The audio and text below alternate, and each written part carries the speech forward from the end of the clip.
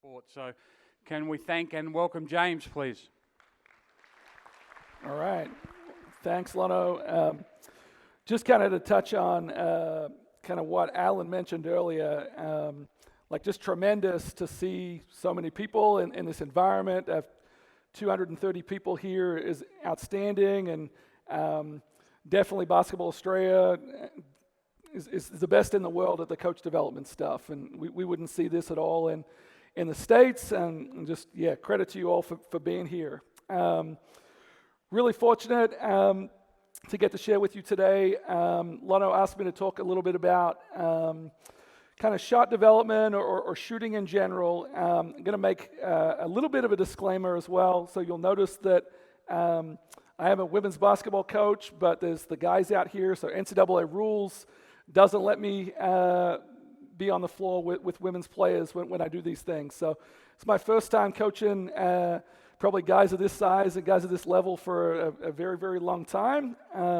So we'll see how this goes. But when Lano spoke to me about doing shooting as the topic today, what kind of came to mind was the idea of when we took over at Davidson. This was back in 2017. They were one of the worst teams in all of Division I basketball. And we looked at the statistics and looked at what they had going on that previous season.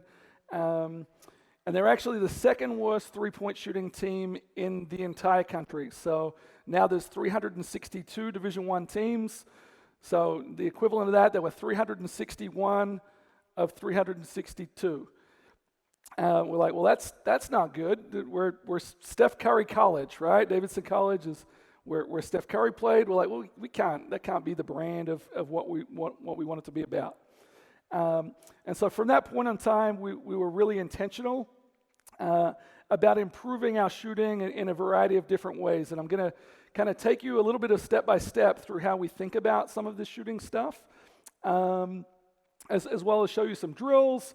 And also, my goal of today is also to provide a little bit of context or some additional pieces that maybe you're not thinking of, or what I don't see enough of when we're out recruiting and out doing things in terms of developing a scenario where you have more open three-point shots.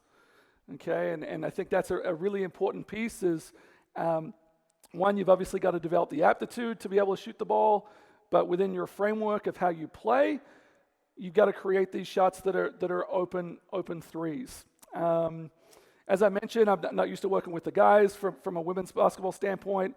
There's probably, and come up to me afterwards if you disagree, but there's probably no one in this room that's watched more basketball from the ages of 16 to 22-year-old females going around. I recognize that some of the drills that we're going to do with the guys today may look a little different to what it looks like with our team, or what it looks like when you get to your situations as well. Another point, like I'm not claiming to be a shot doctor, a skill acquisition expert, any of those kind of things in the way we're going to frame today. This is the framework at which we use. I think it's a really blended model with how we approach some of this stuff. And from that framework piece, I know Alan mentioned earlier, kind of he had 3 C's, but we're going to talk about 4 C's today with how we're going to think about the shooting. And the first one is competence. Okay, when I talk about competence with shooting, what I'm talking about is really the technical ability. So is there shot broke? Is there mechanics that need to be fixed? I'm not going to spend a lot of time there today. I think, and when I touch on the next point, I'll explain why.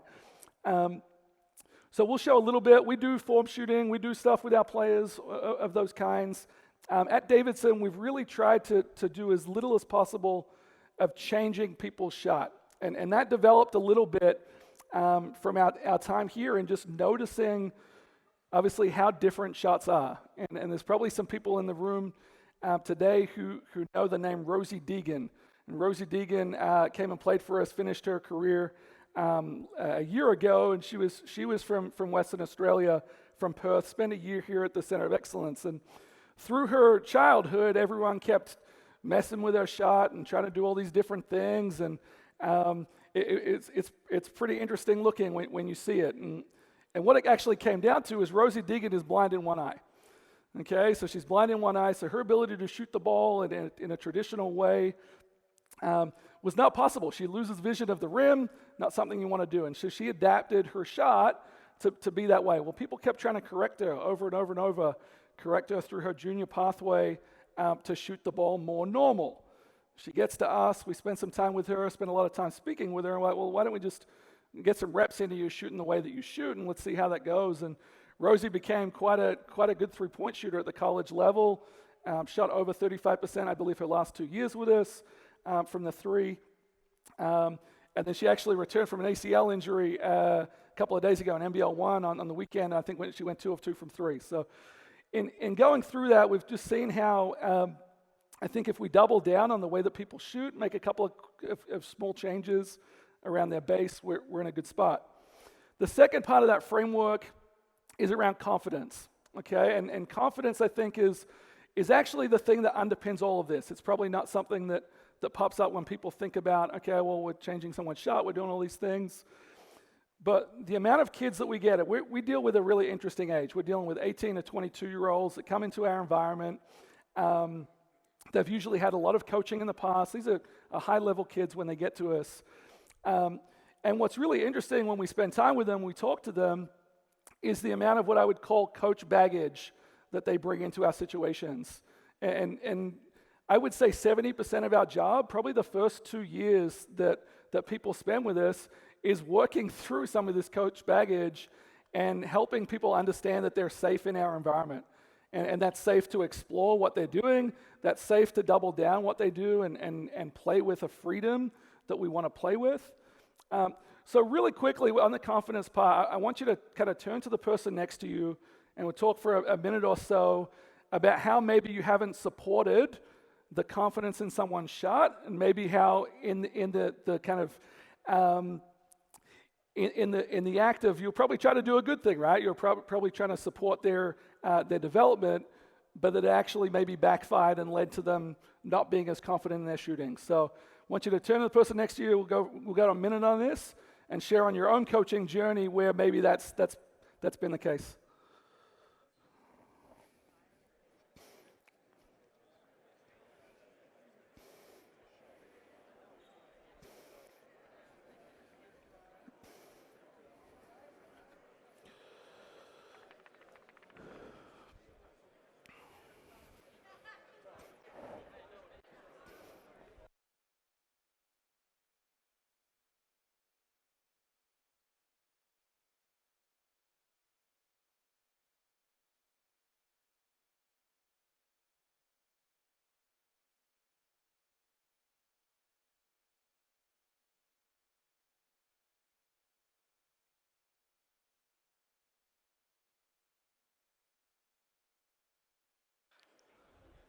All right, time.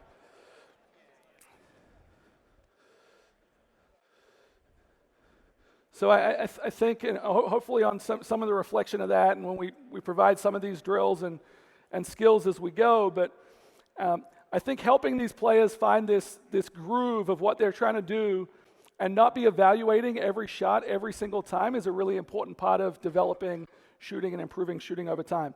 The last two we're going to talk about real quick is the idea of connection. Connection is the fact that pretty much most threes in at least the college basketball sense are assisted. Okay, they're coming from the ball being passed, and so that developing that connection between your team is really important. And then the fourth one is choice. And when I talk about choice, what I'm talking about is every single time you catch that ball, there is a choice on whether you're going to shoot it or do something else. Okay, I don't like to talk about shot selection, because shot selection, I think, refers to a broader scheme of like what's going on. But on every catch, you have a choice. You have a shot drive choice in all of those. We'll go through some drills a bit later to kind of go through that. The second part of what I want to do today is I want to show some different concepts that I don't see enough of. And they're concepts that maybe lead to more open threes, more catch and shoot threes that in my travels around the world and recruiting and seeing in the women's college basketball space, some concepts that we don't see enough of. So I'll try to provide those for you as well. A lot of this is heavily leaned on kind of what we do in our program, what we've done in our program over the last 8 years, but also in kind of, we get the opportunity to study a lot of the women's basketball programs we play. It's a little different than being in a league that's got 8 teams. We play maybe 27, 28 different teams every year. We have had the opportunity to play against a lot of good coaches. So really leaned on, with some of this stuff, kind of the coaching of Carl Smesko, who was the coach at Florida Gulf Coast women's basketball, who basically over the past decade has led the NCAA in three-point shooting.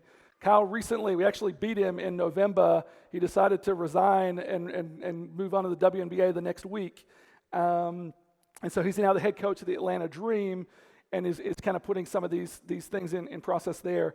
The other one is Aaron Russell. Aaron Russell is the head coach of Richmond. Richmond was the number one offense in the country this past year. They're in our league. A lot of that comes from shooting when we talk about that stuff. Just before we get into the drills, just a couple of pieces of data just to throw out at you in terms of obviously why shooting is important, right? And so within NCAA women's basketball this past year, the average possession garnered 0.80 points per possession. So that was the average within all of NCAA women's basketball, okay? When you bring the catch and shoot threes into things, the catch and shoot three was worth 0.91. So basically, if you're able to generate a catch and shoot three on your possession, you're about 10 to 15% better than any other possession you had. Okay, that's the absolute pinnacle of where things are at. Now, when you've got people that are trying to shoot a lot of threes off the dribble, now you're going the other direction. Okay, now you're down at 0.71 points per possession from the threes. So I think that the idea of equipping players and helping them understand how to generate these open catch and shoot threes is really important. Like that's the difference between 0.2 points per possession or kind of 25% of offensive efficiency. And what was interesting this year is there was a almost straight linear correlation between 3-point percentage and offensive rating. So the amount of points someone scored per 100 possessions. And so what was interesting, maybe some people think, hey, you get out more threes, that's helpful, but 3-point percentage was the thing that was most heavily correlated. Just as a point of comparison for you all, so this past year, when you kind of take out the bottom 100 teams in college basketball, pretty terrible. So took out the bottom 100 teams, left the other 262, but they're shooting at about 33% from the three on average from a team level, on about 32% volume. 35% volume in that. Now, just want to throw out, so HoopsDB, people familiar with HoopsDB, hands up. Okay, Duncan Berg does a really awesome job with compiling that. He was actually my first Big V coach back in 2002. Does a great job compiling that data. In the under 18 girl, I'm going to refer to the girl stuff. Under 18 girls national championship, the 3-point shooting was 24.8% on 31.8. So right now we're dealing with a pretty big gap, okay, in where we need to get to from that under 18 age group to where we want to get to with at least what we're seeing at the college level and beyond. And then to talk about that theme even further, so Bendigo obviously rolled through the WNBL this season. They actually had the best combination of 3-point percentage and 3-point rate. So once again, the importance of shooting is there. You see it in the college level, linear relationship between your ability to win and make shots, and then same thing you see in the WNBL. Okay, so to start with, what we're going to do is I'm going to get one player real quick. Yep, going to be a volunteer. You can come out here for me real quick. Okay, so when we talk about kind of the competence idea, I mentioned we don't tweak things too much in terms of what people are doing with a shot. You're not going to see any true skill instruction on the shooting. But in terms of our form shooting, we generally try to do things that will challenge feet. So kind of our philosophy is that if you can get your feet down and we can get the rest of things going on, then we're going to shoot way more consistently. Then it's repeatable. Then it's something you can practice over and over. And that's the biggest development spot that usually happens when players get to college in the United States is their access to courts. I know that down here in Australia we have massive issue with kind of access to facilities, access to courts. And so the ability to just get volume into their shot increases drastically. So we've had multiple Australians on our team who literally did not make a three, didn't even attempt a three at Australian National Championships, making over 30, 40 threes in a season across the course of time, making more than one a game. None of that was because we did anything miraculous with fixing their jump shot. It was, in my opinion, purely because they had the ability to rep it over and over again. So we're going to go right here. We're going to shoot form shots. Normally I try to do this. We have an A10 on the floor, so let's go maybe, kind of foot or two back. Perfect. So to start with, I like to go kind of 1 foot shooting, okay? So just getting your base. Now, we've had the fortunate ability to watch Steph Curry do a lot of workouts and those kind of things. And I think what a lot of people kind of don't realize about him is, yes, he's got amazing hands, he's a great golfer, all those kind of things, but that dude has the craziest core strength of anyone I've ever seen and works really, really hard at it. And so when we think about the ability to shoot the ball and get our feet down and translate things into our shot, a lot of that comes through our core. And so some of this is just activating. We got something on the ground right here. Just activating a core. So we're just going to go on 1 foot right now. I want you to bend that ball down. Yeah, let's bend that ball down, go to about knee level. Okay, so bend forward and then come back up into our shot, kind of connecting lower and upper body real quick. Okay, let's get one more. Okay, nice. All right, so we're going to go the other foot now. We always do both legs with this. Okay, same thing. Obviously, Brady talked a little bit about the ACL stuff earlier. The ability to control one's knee in space is really important. We go through that. So this will be part of their warm-up. The next version right now, what I'll get you to go to, so normal face in the rim. I'm going to toss the ball to you right now. You're going to go side, boom, boom, back in front, go. Okay, so if I demo real quick, so you're going to receive the ball, bang, I'm going to get you to go boom, boom, get back square. Okay, all right, here we go. Bang. Yeah, so trying to sync things up a little bit. Here we get in the rhythm. Okay, very nice. Okay, get him going the other way as well. Okay, very good. One more. Okay, perfect. All right, so do a bunch of stuff out of that spot in terms of that would be the extent of our form shooting. There'd be nothing we do form shooting-wise for too long that wouldn't include some challenge on someone's feet. The next thing that I'd like you to do, let's get you to be back, we call this the moon, Davidson, so I want you to be at the top of the moon right here, perfect. So for the three-point shot, usually the challenge we see most players as they're transitioning of trying to develop range to their shot is usually, once again, the ability to connect their lower body with their upper body to shoot the ball. And the drill that I've found that improves this the most is I call this retreat shooting. Okay, obviously in a game, you're constantly entering and exiting the lava, the three-point line, and getting those feet down and challenging those. And with some youth athletes, this might be difficult to do this to the three-point line, but I'd still encourage you to do this within a zone that's kind of within their shooting range. But I want you to be in a starting position, almost like you might have seen like an American football player kind of be down in that starting point. Okay, and then we're gonna backpedal 1-2 steps. Okay, we're going to get our feet down. I'm going to throw that ball while you're backpedaling. I want your feet to get down, anchor, and then you're going to shoot the ball. Okay? Here we go. Boom. Good. Let's try to get your feet ahead of me a little bit quicker. All right? Here we go. Okay, let's get your chest forward for me. Boom. Get your chest back forward. Good. Let's go one more. Here we go. Boom. So what I've found is a lot of players that are developing three-point shooters, this actually shows a lot of improvement with them in their ability to once again center their chest, get their body moving in the right direction, not fading away, not falling away. Really, really helpful. Let's get 3 guys up now real quick. Just 2 more. Okay, really cool. I'm going to go one as a rebounder right here. Let's get a line right here. We normally have a hash on our court, but we can get you in this spot right here. That's perfect.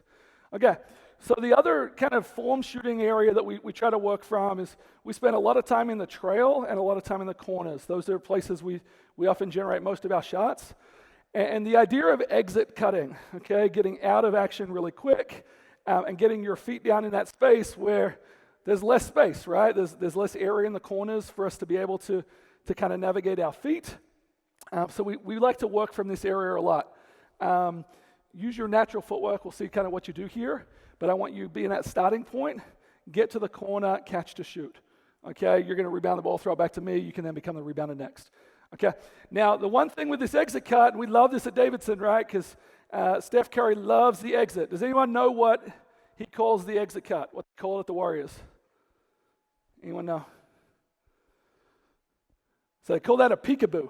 So he's in, and all of a sudden it's like peekaboo, boom, out he goes. And so we're going to call this a curry cut, whatever, getting out of this action. So let's go. Let's get our feet down this corner. Boom. Okay, nice. Next up, here we go. Let's see. Boom. Let's have a little more urgency to get out there for me, guys. Here we go. Ready? Boom. Get out. Quick. Okay, let's see a couple more. All right, so this is an issue I just saw right there. I'm going to point out this one is people sometimes have trouble anchoring themselves in the corners in these spaces. You feel yourself kind of looping up, okay, kind of taking this space away. Let's try to stay equal with the rim. Okay, let's try to stay equal with the rim. Well, nice, let's go. One more make. Here we go. All right, very good. So working out of those corners a lot, working the exit cut, okay, getting feet down, kind of our form of, this would be our form shooting version, right? So nothing truly stationary from some of those things. Okay, nice job getting out of areas. Next part I want, can I have 2 guys up? So let's get 2 new guys.